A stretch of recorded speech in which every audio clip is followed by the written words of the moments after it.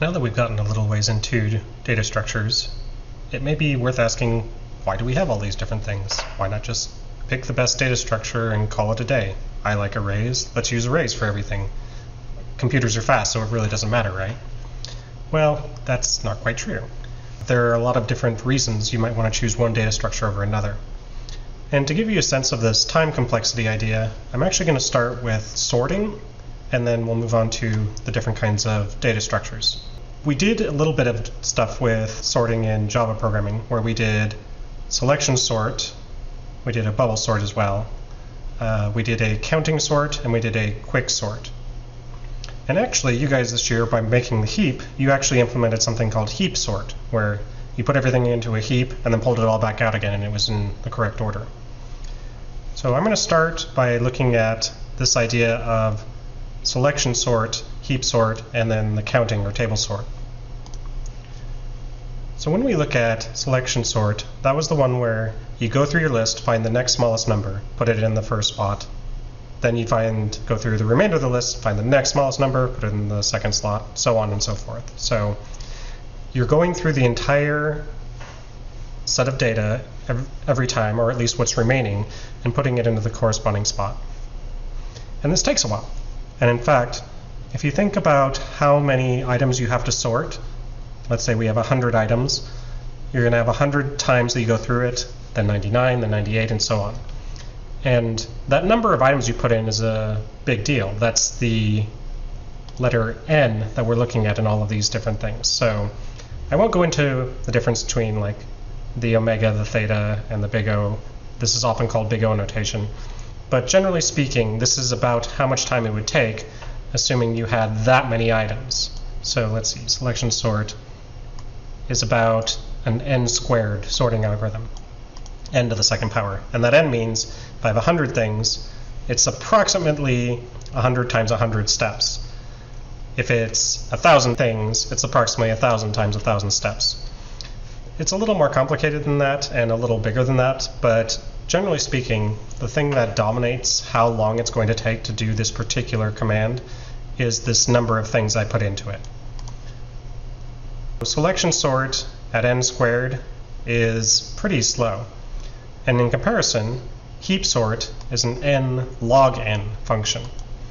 And when you're adding things into heap sort, it's maintaining that heap property where it makes sure that every time you add something in, it moves up the heap until it's larger than its children, but smaller than its parent. And when we remove things, we're also dealing with that height of the tree at most comparisons. And so if you're only dealing with the height of a tree, that means that every level you're going down half the time. And so this is logarithmic base 2, for those of you that are highly mathematical, because every time you go down the tree one step, you've halved the amount of comparisons that you have to deal with. So in heap sort, it's n log n. Whereas counting sort, I don't know if you remember that one, but we basically had a table of how many times we had seen each of our different variables. So every time we saw a number 7, we added a tally mark basically to the 7 slot. Every time we saw 1,000, we added 1 to the 1,000 slot. We only had to go through our data once, and then we had to go through our tally table once. And so that's what this k value is the k value is however big our tally mark table was. And so you just add the two together, and you're done. Pretty darn fast, really. Why wouldn't we just always use something like counting sort? So counting sort is great until you think about, well, what happens if you're trying to, like, alphabetize everything? What if we need to sort them into alphabetical order? That would mean that we would need a table that is all the possible letter combinations we might encounter as a word. And so this k value might be gigantic. If you think about how many different ways can you combine letters to create words? All of a sudden we have to have a possible slot for every single one of those. That might not be a very good instance of using counting sort. And to give you a sense of these numbers, like, it just seems like variables right now. If we actually put in some examples, let's say that selection sort at n squared, we have 100 items. That means it'll take about 10,000 steps. If we have, this is a million, then we have approximately 1 trillion steps. And then this is 1 billion, and you see how this is going. compare that to something like heap sort. So if I have 100 items and it's the number of time steps times the logarithm base 2 of n, that's about 665 steps. It has the decimal point because of the rounding error of getting to the bottom of the tree. If we have 1,000,000, then we have about, let's see, that's 19 million steps as opposed to 1,000,000,000,000 steps. And then, let's see, this one is hundreds, thousands, millions, about 29 billion as opposed to, what is that, quadrillions, quintillions? I don't even know. So this is a big deal. Now counting sort is even faster. I didn't include the k value, so if I was including the k value, I would add 1,000 to each of these for our original sorting thing when we were sorting numbers between 0 and 1,000. And so this would be 1,100. This would be 1,000,000 and 1,000. This would be 1,000,000,000 and 1,000. So when you get up to these larger numbers, you start to see the value of like how big of a deal it is that you have these different sorting algorithms.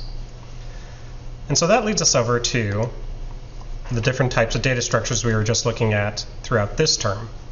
So if we have something like an array, accessing it is really fast. You do an addition, you go to that memory slot, you're done. If you're searching or inserting or deleting though, like that can be a slow operation if you have to move things around in an array. You might have to shuffle everything in the array down a slot. And especially if moving things around in memory is a big deal, which most of the time it is, that might be really slow. But access, boy, that's fast. Now what about things like linked lists? Well, linked lists might be slow to find things, but inserting is like fixing 2 pointers and you're done. Deletion is fixing 2 pointers and you're done. That's pretty fantastic.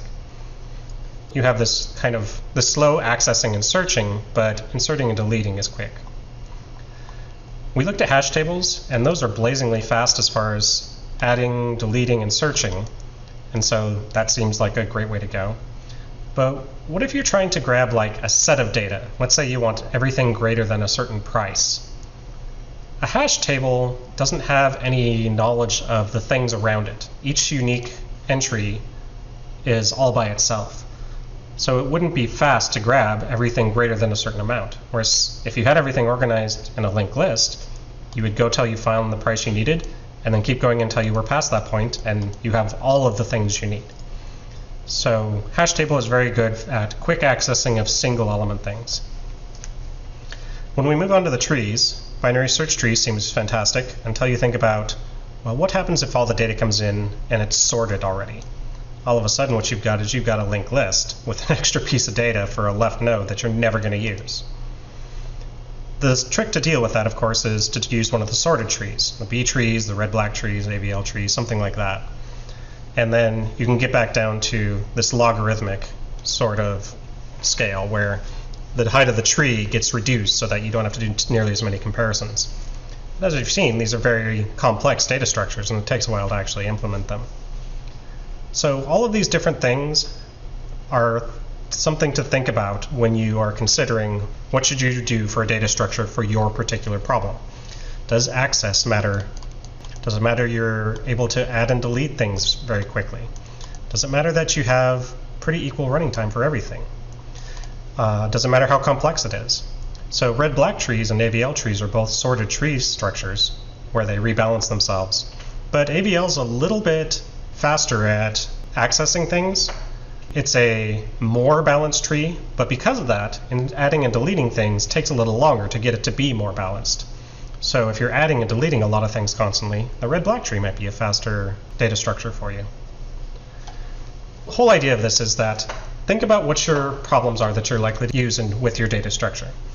Think about what the things are that you need to be done quickly, whether that's adding, deleting, searching, accessing things, and then also like what kind of space requirements you have. Do you need to make sure that it is very small memory footprint? Hopefully that gives you a sense of some of the things that you might use these different data structures for, and some of the ideas behind the running time of all of them.